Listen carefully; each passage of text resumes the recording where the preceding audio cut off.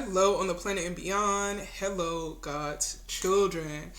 Today we're going to be talking about the different types of plastics and what that looks like when it comes to recycling and reusing them. Okay, so we're going to get into some of the categories, some of the hazards, and how to identify these plastics. Okay, so I am Sade of Between Here and There, the owner, founder, the curator of this Thrive based consulting business surrounding global hygiene and applications of information technology. Okay, so using things that are like forward thinking, modern technologies to solve some of the planet's issues.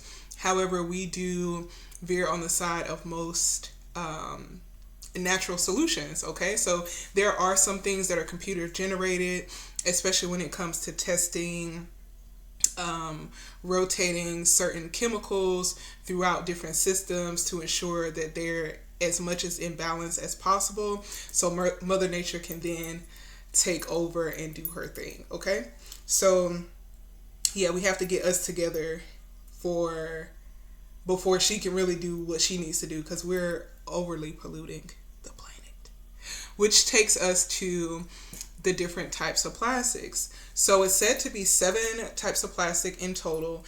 There are some others that could be considered their own category. However, we'll stick to that 7 number for now. Of those 7, there's only 2 categories. You have thermosetting plastics and thermoplastics and thermosetting. So the thermoplastics can be molded into different shapes. Okay, so that's where you're going to get your bottles, your cartons, your clothing. Okay, polyester, nylon, those are plastic polymers.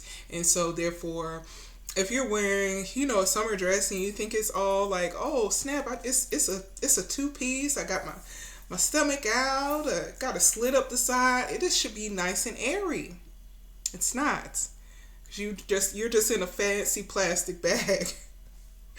So that's why you're hot. Okay, so yeah, with those thermosetting plastics, those are the ones that can be reused, molded, and shaped into something. And so the best way with a type of cleaning process would be to first of all, remove the plastics from whatever system, clean it, remove any residual, dry the plastics, chip the plastics, and then use them into some thermoplastic system. One of the most popular ones, of course, is 3D printing. You can 3D print different things from those materials. I suggest it be something that gets the plastics off the market. Don't let it be a 1-for-1 swap, because it does not solve anything. It just keeps putting plastics back on the economy. I would love for us to eventually get to the point where plastics are used very limitedly. And if they're used on larger items like planes and ships and boats and vehicles, and those plastics can be still reused when switching to a more advanced model, like a 2023 vehicle. If those aren't getting sold in 2023, there should be a way to remove that plastic, that bumper, that side end or whatnot, be able to melt it down and reuse it into something that's a newer model. Okay, so with those 2 types of plastics, you should be able to identify them based off of these things. Okay, so sometimes there will be a symbol on it that can indicate what type of plastic is on it. Also, is it floating or sinking? The plastics that sink are usually ones that are like more oil based and highly toxic, in the sense that they store toxic chemicals as well as what it's being composed of when heated. So therefore, like if you think of different parts of a vehicle, maybe like that kind of dark plastic tubing, it's very thick, because there's chemical reactions that happen within that type of tubing. Those are plastics that you don't really want to deal with when it comes to your thermal plastics. Okay, when you're looking to clean, chop, and melt and to create something else, those are ones that you're really not going to lean towards, because they come with more residual toxins that the individual will be exposed to. Those are plastics that I think need to be shipped back to the original curator of those, and for them to figure out how those things are going to be addressed. Because, I mean, across the board, we're in a new world, we're in a new age and stage, and so we don't need to be creating things that don't have an end of life. Everything pretty much on the planet has its end of life, and so with cycling nutrients, it needs to be something that has a shorter lifespan, in the sense of eventually we know within a certain amount of generations it eventually will break down.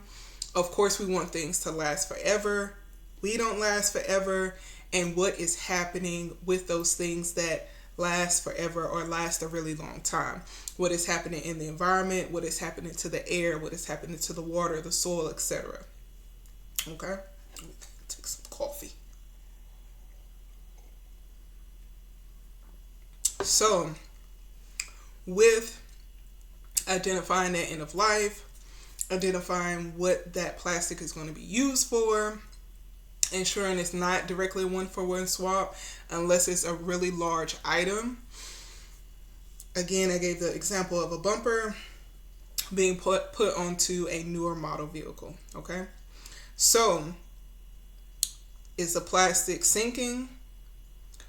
The thickness of the plastic, the thickness of the plastic can't float, symbols on the plastic, as well as the feel. And the feeling and smell, sometimes even sight, are some of the ones that I take additional steps to protect, because once you use those senses and they're burned, you really can't go back from there. Like if you're smelling a toxic chemical and it's really toxic, it could damage the brain, could damage other nerve systems, etc., sinuses, and then you could touch something that could also be a chemical. So I would continue to reiterate making sure you have proper protective equipment on the body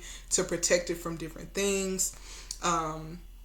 Before anybody is out there in masses and droves, that area is inspected. There's an in situ research and data collected, so we know exactly what's going on that site, as well as the time of day those samples are collected, because there are different things that are happening on the planet when it comes to temperature, insolation, how much sun is coming down, humidity, interaction with other people and other beings on the planet and in that space. What is happening? Okay, for example, there could be a location, a site that has a lot of plastic in their waterways, and we take a sample and see that there's high carbon levels at a particular time of the day, but we also notice there's a lot of traffic because it's close to a bridge. So there's a lot of vehicular traffic coming back, so we could deduce, hey, it's probably because of the exhaust happening in this area, versus going in and saying like, this is happening because of the chemicals specifically in that area, and not being able to identify its point source. So when it comes to research and calculations, ensure that you're taking into the entire picture. Of course, I like to get drone footage, bird's eye view, hawk's eye view, to identify exactly where these things are happening, what's around, what other businesses, etc. Okay, so let me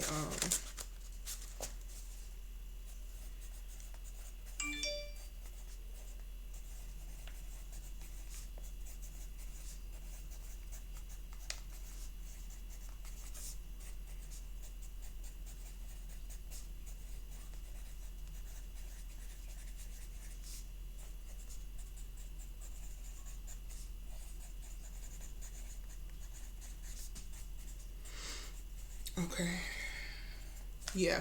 So, yeah, so identifying those plastics, because when you melt them down, you don't want to have those really thick plastics, melting them down and it being in an area that's not well ventilated. Also, you can literally change weather where you are, which is interesting that we talk so much on climate control. And it's like, first of all, when it's got to the point of climate, there isn't any control, okay? We need to be focusing on ground weather, okay? Because those are things that we're noticing that are changing. We're noticing in these different cities, villages, towns, provinces, that okay, we're getting more cloud cover, we're getting more rain, we're getting more landslides, we're getting more tsunamis. All these different things are happening, which will cue us in on there's something happening. Let's address the issue. Just like with the human body, if there's an ache, a pain, an open wound, we should be able to identify these things and address them to find better solutions, therefore benefiting everyone on ground and surrounding, you know? So, what's happening in India, in China, in South Africa, in Nigeria, in Gambia, Venezuela, Cuba, those things that are happening in those areas are going to affect the entire planet, no matter how small it is, okay? If you dump things in one part of the planet, it's going to affect another part of the planet. And that's why it's a global hygiene issue, okay? Because we're not taking care of the planet on an individual basis properly and thinking that if we push it to another location, it's going to make things better. And that pile up, that sweeping under the rug, is showing a nice hump, okay? Showing a nice hump, like all this sweeping under the rug. Now the rug is lifted, and now we can peek and see what's all been happening. So, excuse me. So those are ways to identify those plastics.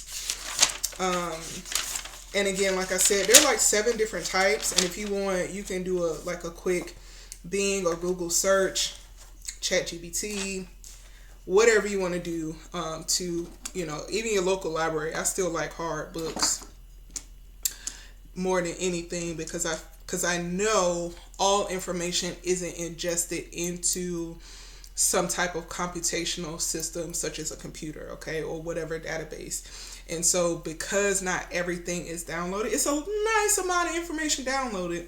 However, not everything is on the internet.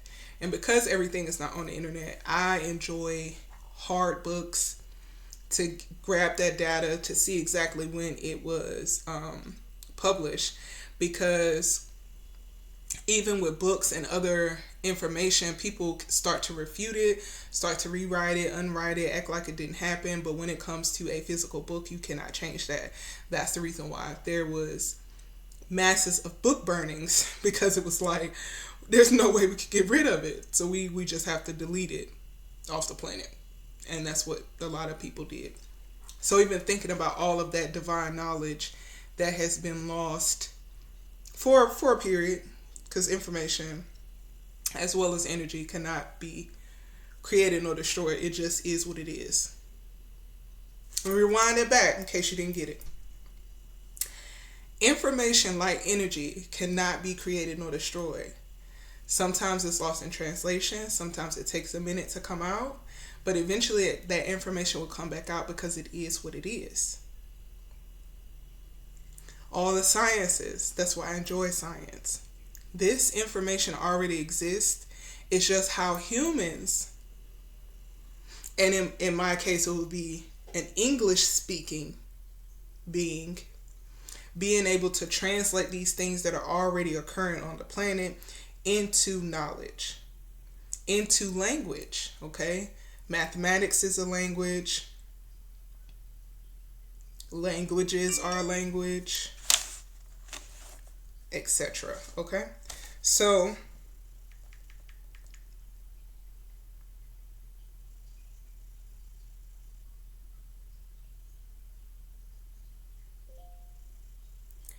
people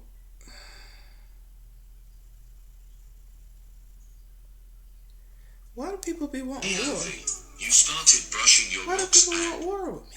Why?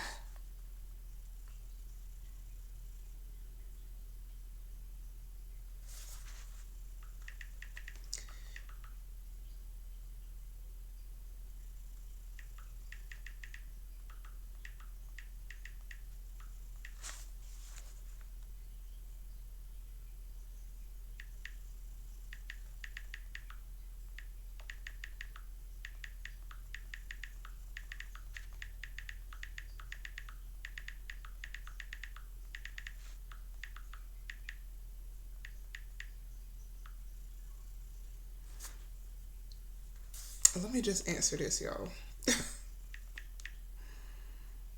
Let me make sure that I'm.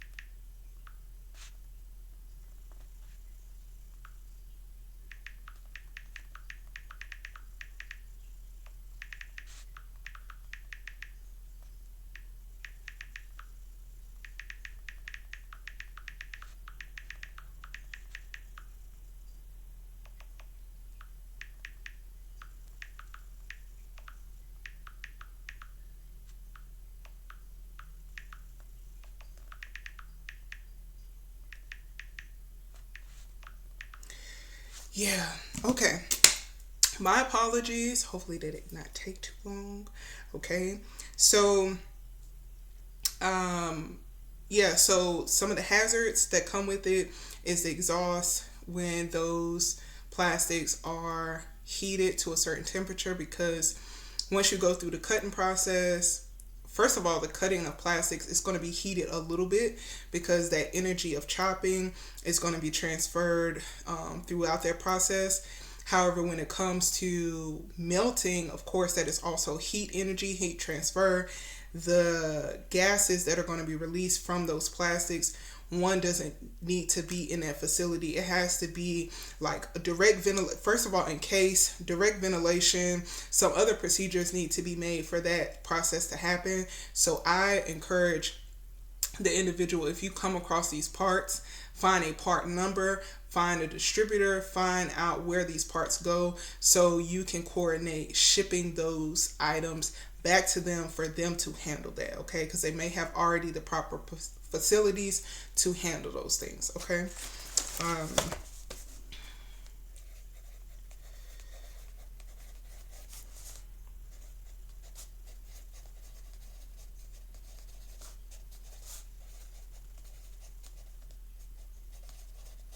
yeah, making a note here because um, I definitely want to start finding out who are these distributors in these specific areas so we can already have a call and contact list to have those things shipped over. Um, that's something I normally would just do on my end.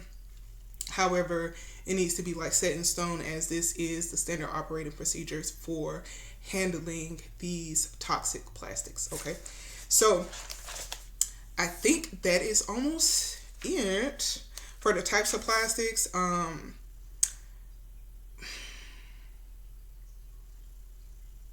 I'm gonna make another video because I want to get into the weight of specific plastics when it comes to your water purity project mission, when it comes to you paying it forward to your locals that are doing assisting you with cleanup. I'll say it over and over and over again. It's going to take all of us, okay? So there is not a sanitation, trash, waste removal company large enough to go through and sweep and do a really good clean on the planet. You know, I mean, think about the Garden of Eden.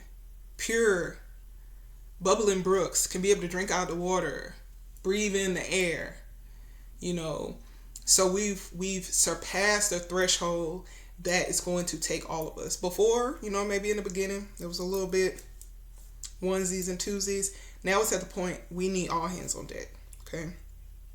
So the weight of those specific plastics is important because one person could bring in, you know, this huge, you know, toxic plastic, which one of the first things you need to be sweeping and ensuring that it doesn't have any radioactive materials on it. Also do a chemical testing on it to see what you could potentially be exposed to. And then weighing that plastic and seeing what it's looking like, what it's going to look like as far as you shipping it to its originator. All those things are going to be calculated into the reimbursement for that person. And make sure it's efficient, because that type of weight, somebody bringing it in, their time and energy, make sure they're compensated properly, okay? So you're going to have to look through your contract that, of course, we'll create, because this is going to be a model which is going to be sustainable for that area over a long period of time, to where you can continuously do this to the point where your waters run clear, okay? Also, microplastic testing is one of the huge things before, during, and after the plastic cleanup, because this way we could see what is still leaching into these water systems, okay? And with all science, science isn't perfection, and so therefore it could be seen that we've cleaned all of these surface plastics and there could still be some in the water systems based off of where the water is flowing.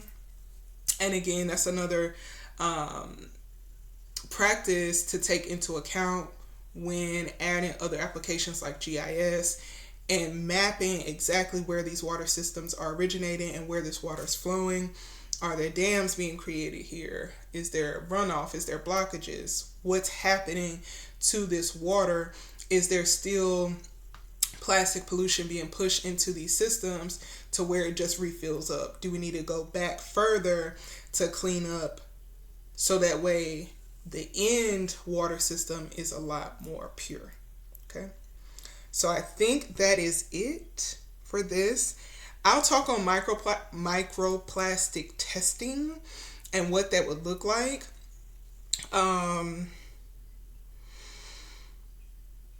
Yeah, that way your scientists know what to do, your engineers will know what to do, your bacteriologists, your viral studies, etc. Like, they'll know what to be able to do with those samples, and then the process therein after, once those samples get in. So thank you so much for your time.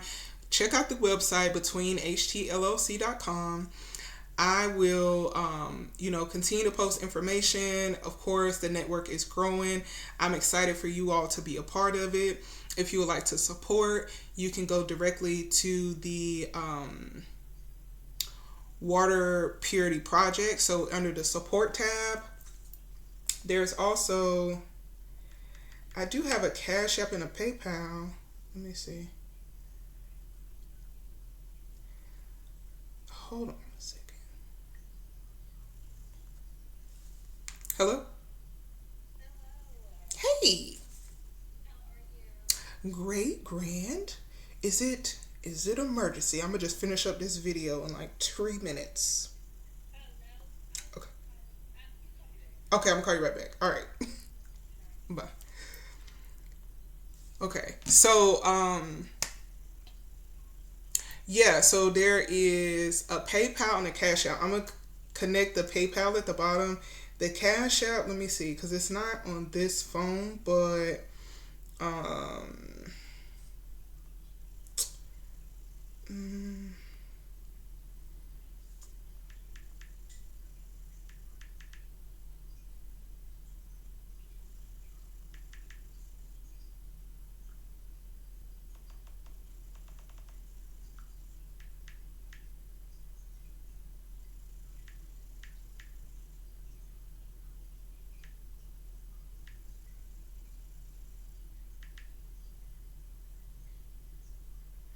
okay, I'm gonna have to set up the Cash App. I thought the Cash App was already set up for between here and there, but it's not pulling up for some reason.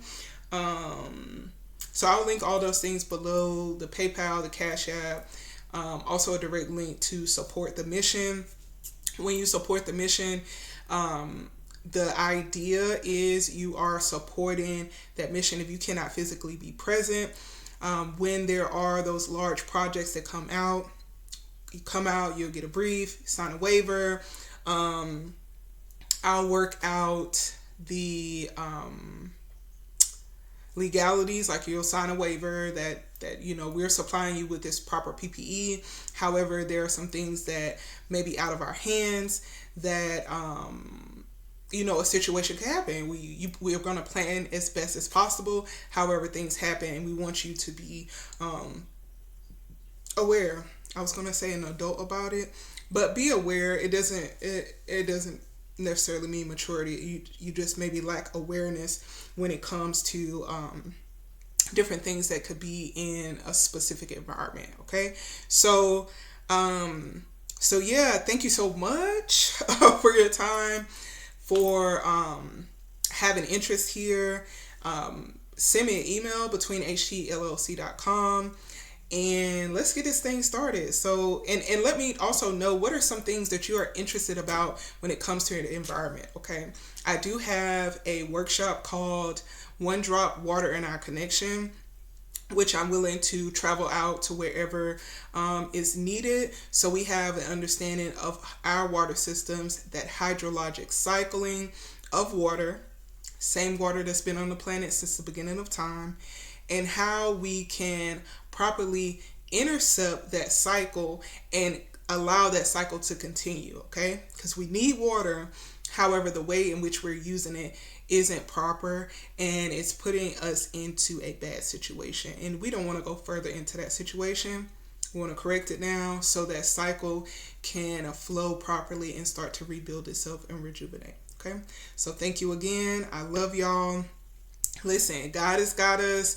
We're here to do our mission on this physical planet, so ensure that you're doing the best that you can to do your part and to also be of service to others. So thank you so much, and I'll talk to y'all later.